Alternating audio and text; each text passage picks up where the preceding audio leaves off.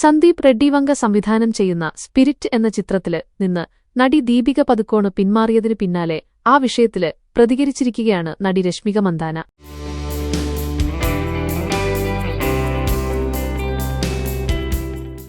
Animal എന്ന സിനിമയില് സന്ദീപ് റെഡ്ഡിവങ്കയ്ക്കൊപ്പം പ്രവർത്തിച്ചതിന്റെ അനുഭവത്തിലാണ് രശ്മിക സംസാരിക്കുന്നത്. തെലുങ്ക്, കന്നഡ, തമിഴ് തുടങ്ങി ഒന്നിലധികം ഭാഷകളിലെ സിനിമകളില് ഞാന് ജോലി ചെയ്യുന്നു. അവിടെ രാവിലെ 9 മണി മുതല് വൈകുന്നേരം 6 വരെയാണ് ജോലി ചെയ്യേണ്ടത്. എന്നാല് ഹിന്ദിയില് രാവിലെ 9 മുതല് രാത്രി 9 വരെ ഷിഫ്റ്റാണ്. എന്റെ സിനിമ ആവശ്യപ്പെടുന്നത് ഇതാണ്. അതിനാല് രണ്ടും ചെയ്യാനും ഞാന് തയ്യാറാണെന്നാണ് രശ്മിക പറയുന്നത്.